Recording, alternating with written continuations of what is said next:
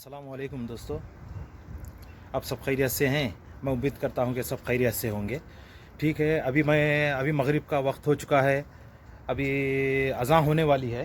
इंशाल्लाह अज़ान हो जाएगी, नमाज के लिए चला जाऊंगा। ठीक है, मैं आपको बता देना चाहिए था कि मेरी गाड़ी के अंदर का मैं नहीं दिखाया आपको कि कितना सीट बैठता है। बस बोला था पहले वीडियो में कि 9+1 वाली है। तो मैं सब कुछ बता देता हूं कि आज मेरे गाड़ी के बारे में। ठीक है, कितने आदमी बैठते हैं, कहाँ से क्या होता है, वो सब मैं आपको बता देता हूँ। ठीक है, ये मेरी गाड़ी है। ठीक है, मैं बता देता हूँ कि इसमें गियर नहीं रहता और इसमें क्लच नहीं रहता। ठीक है, आपको यहाँ के सऊदी अरेबिया की गाड़ी में बता देता हूँ।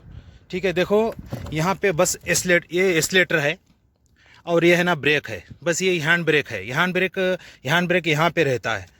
ठीक है, देखो यहाँ पे लाइट डाला हुआ हूँ। बहुत सिस्टमेटिक रहती है गाड़ी पे। देखो अब यहाँ पे गियर नहीं है, यहाँ पे गियर कुछ नहीं है। यहाँ पे एक सीट है और पीछे से देख सकते हैं, पीछे से यहाँ पे 4 आदमी आराम से बैठ सकते हैं या 3 भी बैठ सकते हैं। यहाँ 3 भी बैठ सकते हैं। ठीक है, यहाँ पे पीछे भी बैठ सकते हैं। तीन आदमी भी यहाँ पे आराम से बैठ सकते हैं।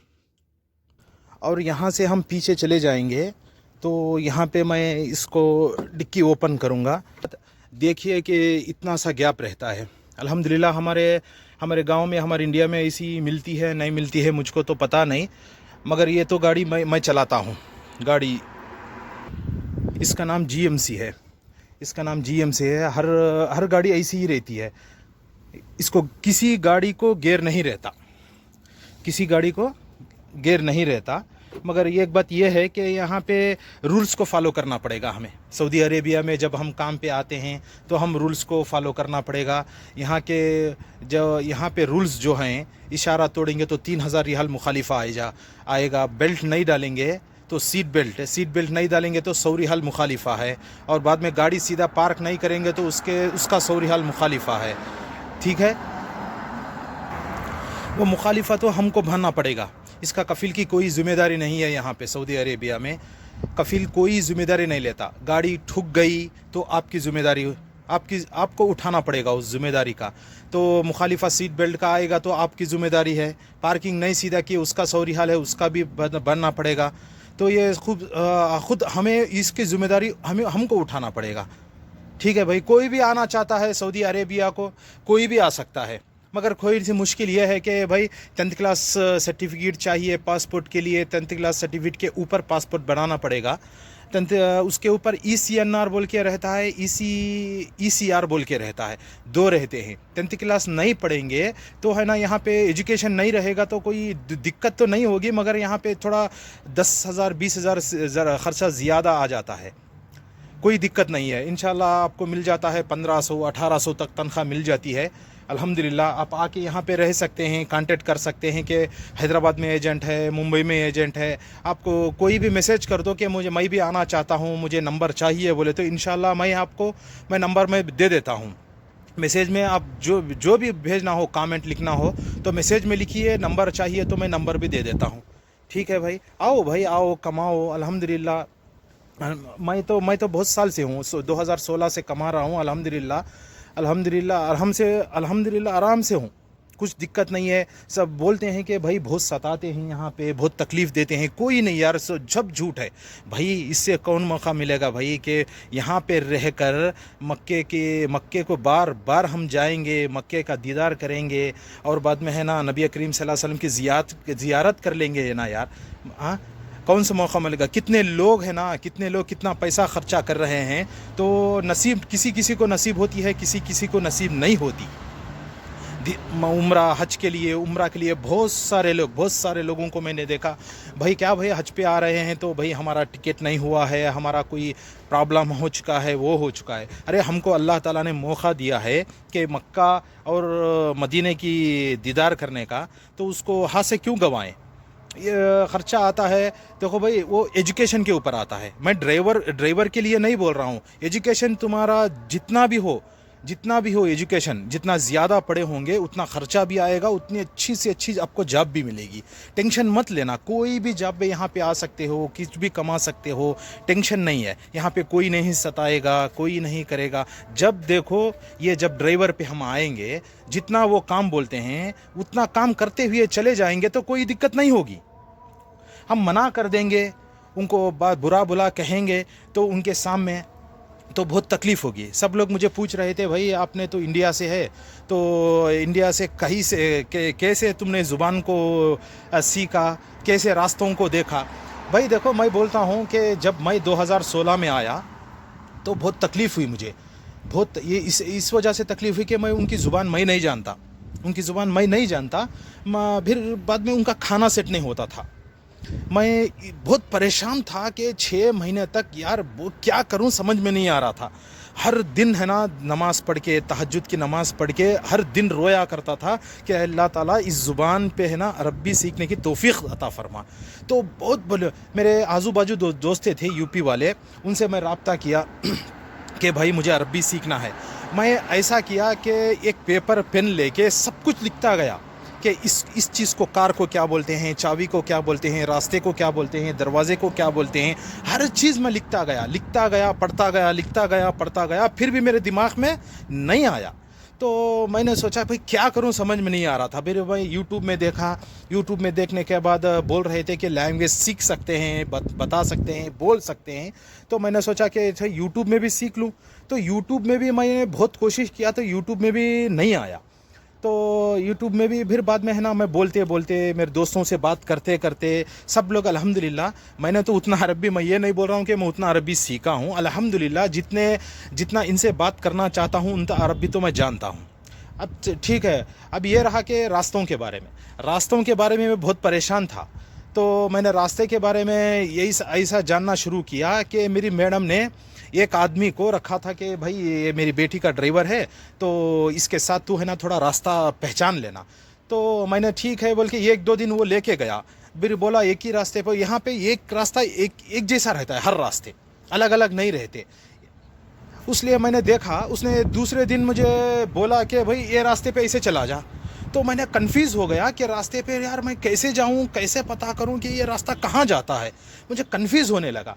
फिर बाद में फिर मैं घर पे रूम पे आके पेन और पेपर लेके मेरे घर से कहाँ कहाँ मैडम जाती है, कहाँ कहाँ रास्ता जाता है, सब कुछ मैंने लिख के रखा। मैपिंग जैसा लोकेशन होता है, लोकेशन बनाने लगा। लोकेशन बना के मैंने उसको दिमाग में बिठाया कि ऐसे जानेंगे, ऐसे जाने से ऐसा आता है, ये होता है बोल के। अल्हम्दुलिल्लाह मैंने उस रास्ते पे, मगर एक बात मैं बोलना चाहता हूँ, यहाँ पे कुछ ज़ुबान नहीं आए तो भी कोई तकलीफ़ नहीं है, रास्ते नहीं देखे तो भी कोई तकलीफ़ नहीं है। आपको डरना कुछ नहीं है, बस यहाँ पे काम पे आना है, ड्राइविंग अच्छी करना है। ड्राइविंग रूल्स के हिसाब के बराबर हम करेंगे तो हमको कुछ नहीं होगा। अब बातों के बारे में थोड़ा आपको इंग्लिश आ जाती है तो ये एडजस्टमेंट कर लेते हैं। रास्ते का नहीं आता, ये मैडम बैठी रहती है, लोकेशन ऑन कर देती है। आपको उस वक्त तक गाड़ी नहीं देंगे तो जब नए नए आएंगे तो 4-5 दिन गाड़ी नहीं देंगे आपको। कफिल बैठेगा, ऐसे घुमाएगा, देखेगा, आपकी ड्राइविंग अच्छी है तो आपको मैडम को भेजेगा। जो मैडम बैठेगी, लोकेशन ऑन करेगी तो लोकेशन से चले जाएंगे। बोलेगी 1 से 4 बार 1 हफ्ते तक लोकेशन बताई, भाई मेरा ये मदरसा है और मैं यहाँ पे जाती हूँ, यहाँ पर मॉल है, इसको ये कहते हैं, सब कुछ आपको बता देगी। ये दिक्कत नहीं है कि आपको आते आते ही तुमको गाड़ी दे दिया, यहाँ पे जाओ वहाँ पे जाओ। बहुत लोग बोलते हैं कि भाई बहुत दिक्कत होती है, बहुत ये होता है। नहीं नहीं, कुछ दिक्कत नहीं होती। कोई भी आ सकता है, कोई भी काम कर सकता है, कुछ टेंशन नहीं है। भाई ड्राइविंग पे आना चाहता है तो मैं रूल्स बता देता हूँ। ड्राइविंग पे जो बंदा आना चाहता है, 10th क्लास सर्टिफिकेट के ऊपर पासपोर्ट बनाया होगा, बनाना चाहिए। 10th क्लास सर्टिफिकेट के ऊपर पासपोर्ट बनाना चाहिए और इंडिया का लाइसेंस रहना चाहिए। ठीक है, अभी रूल्स गवर्नमेंट ने रूल्स निकाला है कि अभी पुलिस वाली सर्टिफिकेट चाहिए। जैसा पासपोर्ट जब हम बना के आते हैं तो पुलिस हमारे घर पे इंक्वायरी के लिए आता है, तो वो इंक्वायरी वो नहीं है, मगर ये दूसरा ये है कि पुलिस के पास जब हम कंप्यूटर पे जाके उसको एप्लीकेशन लेना पड़ेगा, एप्लीकेशन लेंगे तो ऑनलाइन में बुक करना पड़ेगा उसको कि हम यहाँ पे सऊदी जाना चाहते हैं, दुबई जाना चाहते हैं, कुवैत जाना चाहते हैं, क़तर जाना चाहते हैं। अब जहाँ भी जाओ तो एप्लीकेशन उस पर कंप्यूटर पे जाएंगे तो वो उसको बता देंगे, तो वो तुमको एप्लीकेशन डाउनलोड करके देगा, फिलअप करके देंगे। फिलअप करने के बाद उसको है ना सबमिट करना पड़ेगा। सबमिट करने के बाद वो टाइम देगा कि 1 महीना हो, 10 दिन हो, 15 दिन हो, 20 दिन हो, आपको टाइम देगा। टाइम देने के बाद अब वो पुलिस फिर तुम्हारे घर पे इंक्वायरी के लिए आएगा कि इसलिए क्या इंक्वायरी के बारे में, तो यही है बस कि आपके ऊपर केस नहीं हो, आपके ऊपर कोई केस के बारे में कुछ भी बुरा भला तुम्हारे ऊपर नहीं हो, बस इतना ही है। कुछ यहाँ पे सऊदी आने के लिए कोई तकलीफ़ नहीं है। अल्हम्दुलिल्लाह कभी भी आ सकते हो। अल्हम्दुलिल्लाह मैंने 2016 से लेकर आज तक 10 उम्रे किया है। अल्हम्दुलिल्लाह भाई। यहाँ पे एक बात यह है भाई, आने के बाद ये मत सोचना कि हमें 8 महीने करके हम गाँव चले जाएंगे, 6 महीने करके गाँव चले जाएंगे। ऐसे वो लोग मत आओ यार, ऐसे लोग मत आओ। इरादा भी मत करो यहाँ पे आने का, क्योंकि यहाँ पे आने के बाद खर्चा करके, तकलीफ़ों को बर्दाश्त करके यहाँ पे आते हैं खर्च फिरने के लिए, कुछ बनाने के लिए, कुछ बनने के लिए हम आते हैं यहाँ पे। ऐसा नहीं है कि हमें 6 महीने रहे, साल रहे, हम चले जाएंगे, तो ये नहीं होगा। हम यहाँ पे रहना है। हम यहाँ पे रह के कुछ हम तकलीफ़ यहाँ पे पड़ेंगे तो 4 आदमी वहाँ पे सुकून से हम खा सकते हैं, सुकून से रह सकते हैं। यही सोचना चाहिए कि भाई मैं खर्च फेडूंगा, कुछ घर बनाऊंगा, कुछ बहन की शादी हो, भाई की शादी हो, कुछ पैसा रखूंगा, कुछ बनाऊंगा मैं, ये इरादा करके हम आना पड़ेगा। ये नहीं कि हम आएंगे, हम आ जाएंगे, 6 महीने रहेंगे, साल रहेंगे, ये नहीं चाहिए। ये ऐसे आदमी कभी भी मत आना, इरादा भी मत करना कि आने का सोचना भी मत, यहाँ पे ख्याल भी मत करो। आओ, साल 2 साल का अग्रीमेंट रहता है वहाँ पे। आने से पहले आपको अग्रीमेंट दिया जाता है कि क्या काम करना है, घर धोना है, गाड़ी चलाना है, और जो काम भी आपको यहाँ पे करना है सब अग्रीमेंट पे आपको एजेंट बना के साइन करके आपको भेजेगा। उसके बारे में टेंशन मत लो। कोई भी आना चाहता है तो मुझे कमेंट कर सकता है कि भाई मैं भी आना चाहता हूँ, मुझे फ़ोन नंबर दे दो बोल के। मेरे एजेंट हैं, 1 से 3 एजेंट हैं, अच्छे आदमी हैं अल्हम्दुलिल्लाह। मैं उनका सबका नंबर मैं आपको पहुँचा सकता हूँ, मैं दे सकता हूँ। ठीक है भाई, अल्हम्दुलिल्लाह। मैं 2016 से आया हूँ, अल्हम्दुलिल्लाह बहुत ठीक हूँ यार, बहुत ठीक हूँ। अभी इरादा है कि अभी रहना चाहता हूँ 2-3 साल इंशाल्लाह। अभी आपको तो पता है कि परदेसी में माँ की, बहन की, भाई की, और बाद में दोस्तों की, घर की, हमारे देश यार मेरा हिंदुस्तान है, हिंदुस्तान की बहुत याद आती है यार। अब यहाँ पे छोड़ के परदेसी में इतने साल रहते हैं, बस 2016 से मैं यहाँ पे रहा तो मुझे भी महसूस होता है मैं भी चला जाऊँगा यार। अभी भी वहाँ पे कुछ बिजनेस करूँगा, कुछ धंधा करके वहाँ पे सेटल हो जाऊँ। तो इरादा तो यही है। मेरी माँ, बाप, बहन सब वही बोलते हैं।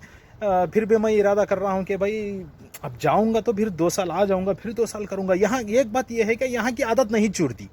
जब यहाँ रहेंगे तो इंडिया जाने का इरादा ही नहीं करता, कोई भी हो। यहाँ कोई पसंद आता है यहाँ पे रहने के लिए।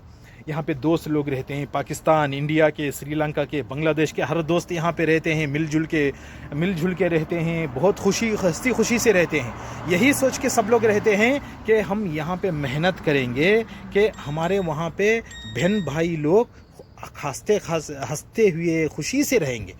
बस यहाँ पे हम बस मैं तकलीफ़ पड़ूंगा तो 4 लोग वहाँ पे खुश रहेंगे। यही इरादा करके आना है, दूसरा इरादा नहीं।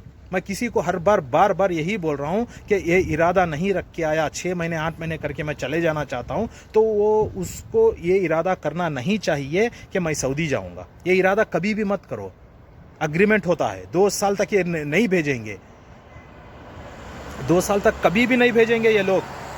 ये इरादा रखो। फिर ये नहीं कि मैं कुछ भी, यहाँ पे कोई किसी का साथ देने वाला नहीं है। तुम्हारा इंडियन वाला हो, हमारे इंडियन वाला बाजू में रहता है, वो भी साथ नहीं देगा, वो भी साथ नहीं, कभी भी नहीं देगा। ये कफिल को आके बोलेगा ऐसा बोल के, नहीं मानते।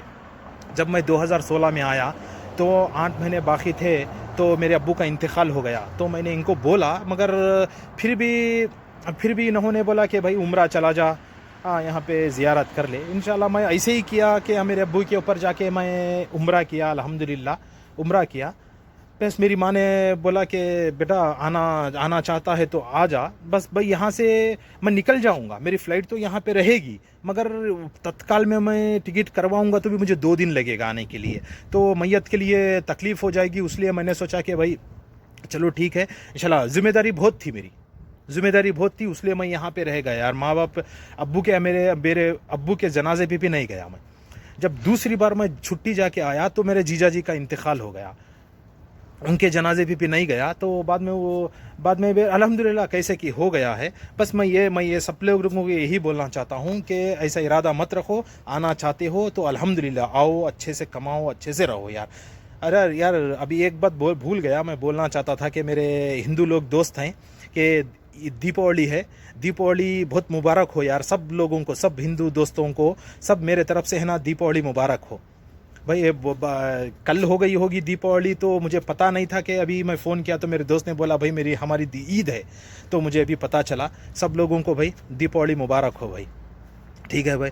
अब आपको कोई खिदमत हो तो इंशाल्लाह मुझे से कमेंट कर देना कि मैं अभी लोकेशन बताऊंगा, मैं आपको लोकेशन बताऊंगा। अभी पांडा जाऊंगा सब्ज़ी लेने के लिए, तो मैं सब कुछ बता दूंगा। देखो अभी यहाँ के गाड़ियों के बारे में, यहाँ पे आने के बारे में, काम के बारे में मैं सब कुछ बता चुका हूँ। अभी जो भी आपको चाहिए तो मुझे कमेंट में लिख देना, इंशाल्लाह मैं बता दूंगा। ठीक है भाई। ये मेरा बाहर से घर है, ये मेरा बाहर से पूरा घर है। ये आपको बता दिया था कि मैं यहाँ शटर पे, ये बाहर से शटर, गाड़ी एंट्री होती है तो शटर बन जाता है, लॉक हो जाता है, इसको ओपन नहीं कर पाते। ठीक है भाई।